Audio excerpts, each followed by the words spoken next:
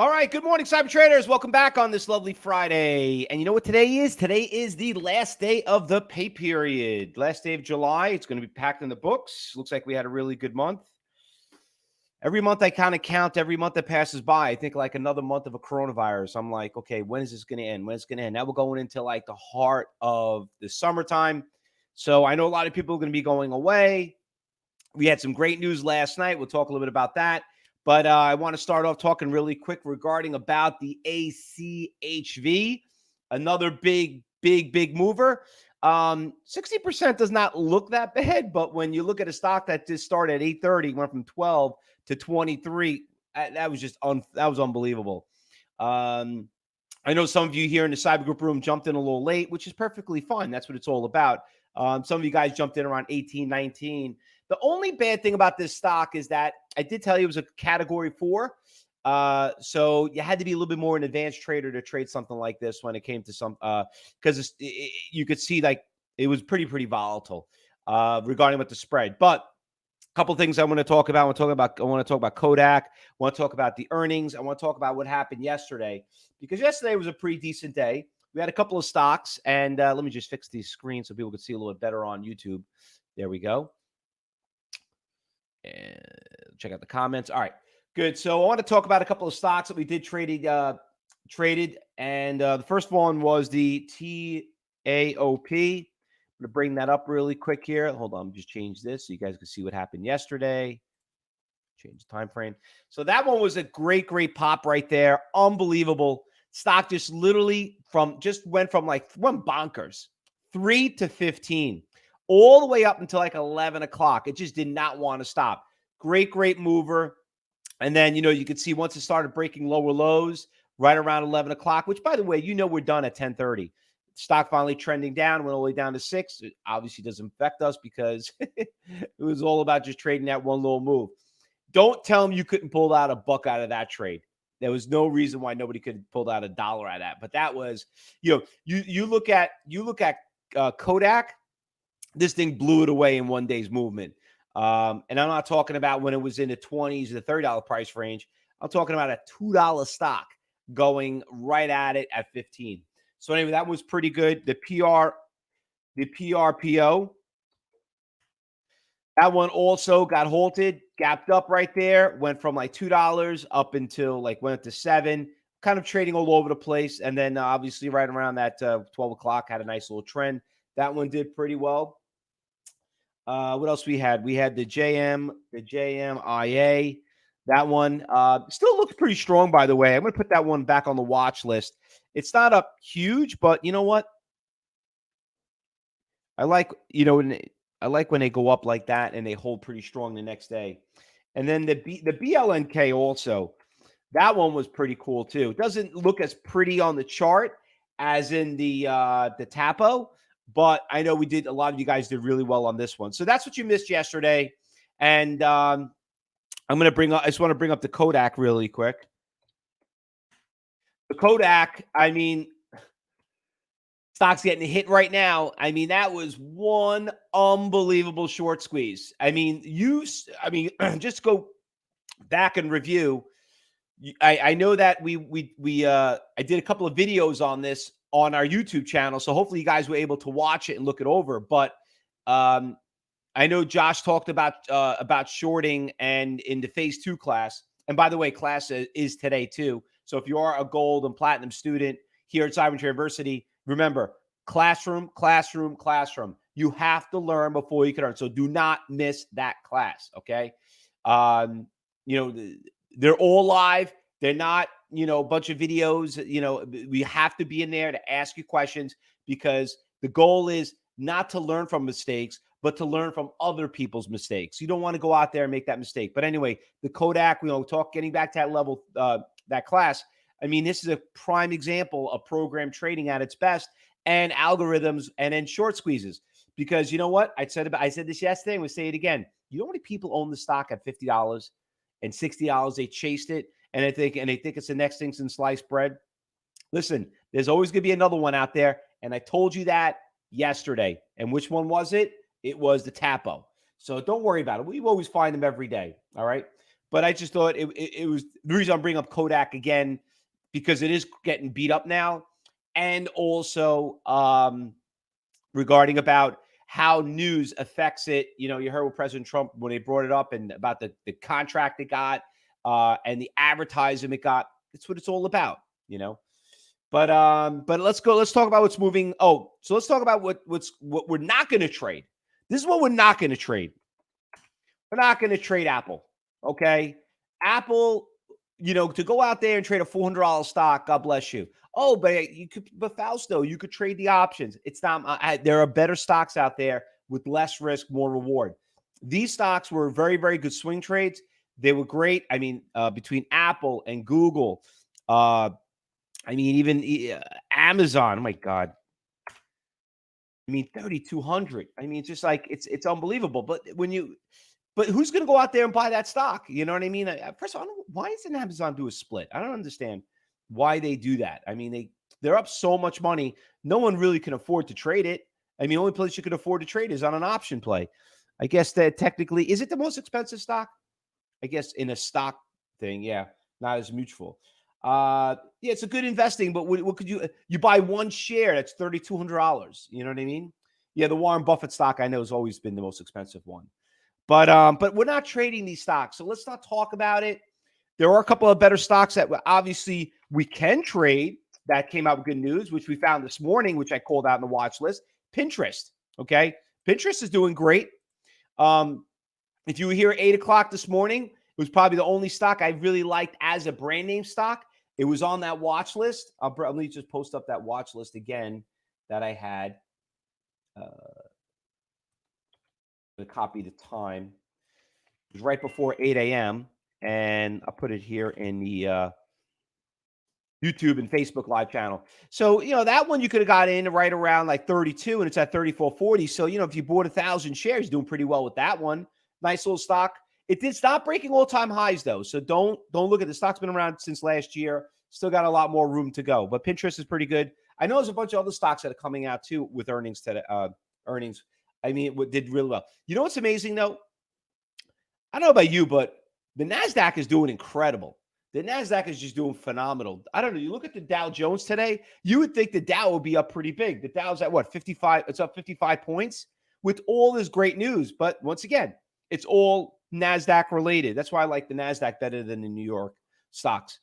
And by the way, just, I'm going to tell you a funny story about the New York Stock Exchange. What I was trained a long, long time ago from my mentors.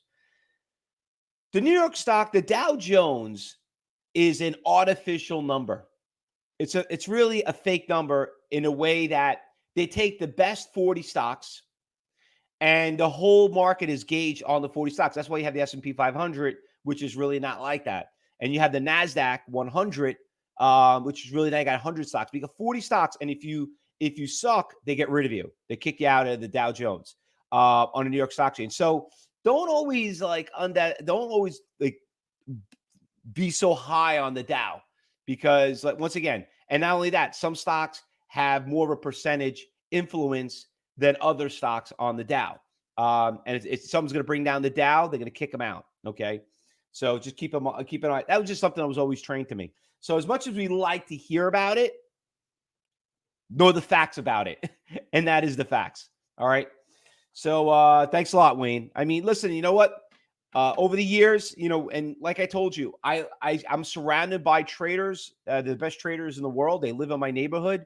They'll go to city. I meet them. They're in my country club. We talk all the time. The funny part is they love talking to me. I don't like talking to them. They come to me because they're so fascinated about day trading, because they don't know what the little guy is doing, what we're doing. You know what I mean? Remember, these guys are moving like hundreds of thousands of shares. You know what I mean? They're trading the Apples. They're trading, these Googles, and they're trading all these big block stocks. And not only that, but they have a niche in like a certain market. Like, oh, this guy is the head trader that trades these certain pharmaceutical stocks, the top 20, the top 10 out there. And then they hear something about something that traded out of their market. They're like, hey, Fausto, did you guys trade that stock? I'm like, oh yeah, that was awesome. They're like, so, what happened? This and that. And, and we have a great conversation. So from Wall Street to Main Street. You guys are Main Street. That's Wall Street. I always pass down to you. So don't feel that your contribution to the market is being taken advantage of. You guys do contribute a lot to it. And I think a lot more people are starting to respect it. All right, let's go through the watch list, guys. Let's start off with the big winner of today, the SRNE trade. Listen, you can't actually, that's not the one. What I'm saying. The AC, we're going to check that one too. I typed in the wrong one. All right, so the ACHV, once again, you can't go broke taking profits. Who traded this stock really quick? I forgot who traded it and said, thank God I got out of it. One of you traded. I forgot who it was. Was it you, Wayne? Wayne, you got in it, right? Yeah, you did. You see what happens, Wayne? Wayne, and you know what, Wayne? What did you say that was so critical? And I was gonna chat back to you in the trading room, but I was gonna tell you. Wayne says, wow, I got lucky on that one. He made plus 16 cents on it. Plus 16 cents would have been a negative $4 on that, $4. So the thing is this, I hate being lucky. I really, and you have to admit when you are. Trading is not luck, okay? Trade is skill. But sometimes you have to admit when you're lucky. And you know what? That was one of them that actually, you could say, wow, I got lucky. I got out of that one, especially where you're seeing it right now. So hopefully this was a really good lesson to you, Wayne, to know that you can't go broke taking profits, because people always ask me and they said, but I understand the stock was up $5. You guys only made 50 cents on it. Yeah. You know what? There's a lot of stocks that thank God we took that 50 cents, because that stock, look where it is now. So anyway, I think that was a very good lesson learned. Once again, for everybody here, and this is what you learn in class. Don't learn from your mistakes. Learn from other people's mistakes. Not that was a mistake, Wayne. That was more of an educational thing. All right, so that one actually is going to be, we're going to watch that one. Just be careful. It's very, very volatile. Look at the spread on it. It's pretty ugly. SONN. Typed it wrong. Got fingers again. SONN. Some of you remember this stock. We traded this stock back. This stock went from 10 to 50. Guess what? She's up again. She's the stock we know is extremely volatile, and we know it's a short squeeze. Okay, so if the stock starts getting a little cuckoo, we know exactly what to expect. But you remember this stock, go back to your journals. Cyber traders, one of the biggest things that we teach you, and we watch you, and we ask for them when you do your coachings with us, because there's a reason why you have to take notes. I tell you this all the time. You're going to trade the stock again. And here's one of them that's going to be, once again, here's one of them that just showed up again. So you want to watch that one. ECOR. Another stock that obviously is up a little bit, 78% right now. It's at 275. Good spread. I think everybody could trade this stock. It's a level 1 stock. If you're a beginner, you could trade it. If you're an advanced trader, you could trade it. How does an advanced trader like me? You'll see me trade stocks like this all the time. The only difference between me and you is I'm trading more shares. It's only numbers. Okay. So we all have a piece of it. And they're like, oh, you only pulled out like 10 cents. Yeah. You know what? You pull 10 cents out of 10,000 shares. As long as you can get in and out of it, which you could see, you're fine. If you're a beginner and like, well, I'm trading 1,000, we're still going to have the same glory. But remember, here at Cyber Trade University, the biggest thing that and you guys know this, I'm just going to repeat it again for everybody here on YouTube and Facebook Live and all the trial members here. We do not brag how much money we make. That's an egotistical, cocky thing. We just talk about points. And we do that because we don't want to discourage you new traders, out there, that you can't compete with somebody that's more advanced than you. It's never too late to learn. So that's why we always talk about points. Everyone's always asking, well, how much did you make on that? How is that going to help you? So remember, stick with the points. Okay. That's why we do that, because I know that also came up. Another stock that's on the watch list, GMBL. So this one's up 11%, 190,000 shares. You could see on the level 3 over there on the right, I don't see really too many big iceberg orders. So, and you can see from the chart, she's kind of spotty. So this is going to be more of like a second or third protocol. But sometimes these things out of the gate, I don't know where they come from. They just pop right at the open. But it could be a sleeper. Yeah, or like what they say in the racetrack, could be a long shot. You know what I mean? And long shots do win. All right. So we have the SRNE, the one I just talked about earlier. Nice little push, up 13%, 3.4 million shares already traded. Great iceberg orders.